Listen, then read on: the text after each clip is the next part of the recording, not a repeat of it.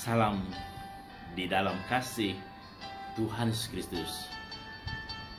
Tuhan memberkati setiap umat Tuhan yang mendengar firman Tuhan pada hari ini.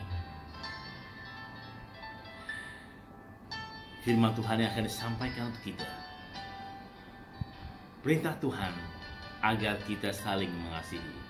Perintah Tuhan agar kita saling mengasihi. Inilah perintahku, yaitu supaya kamu saling mengasihi seperti aku telah mengasihi kamu. Yohanes 15 ayat 12. Marilah kita saling mengasihi, karena Tuhan Yesus Kristus terlebih dahulu mengasihi kita. Kasihilah sesamamu manusia seperti dirimu sendiri. Kasihilah sesamamu manusia seperti dirimu sendiri. Tidak ada hukum lain yang lebih utama daripada kedua hukum ini. Markus 12 ayat 1. Kasihilah sesamamu manusia seperti dirimu sendiri. Ini perintah Tuhan. Saudara-saudaraku yang kekasih, marilah kita saling mengasihi, sebab kasih itu berasal dari Allah.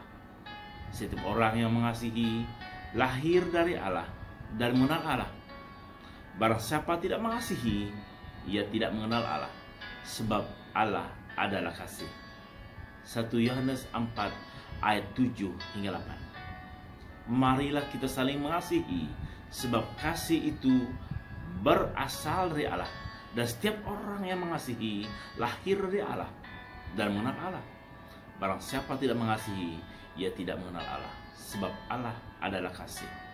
Satu kenyataan yang cukup keras dan jelas kita perhatikan bersama.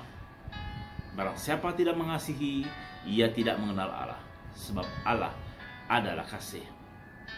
Anak-anakku, marilah kita mengasihi bukan dengan perkataan atau dengan lidah saja, tetapi dengan perbuatan dan dalam kebenaran. Marilah kita mengasihi bukan dengan perkataan atau dengan lidah, tetapi dengan perbuatan dan dalam kebenaran.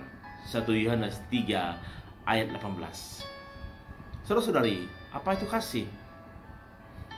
Kasih itu sabar. Kasih itu murah hati. Ia tidak cemburu.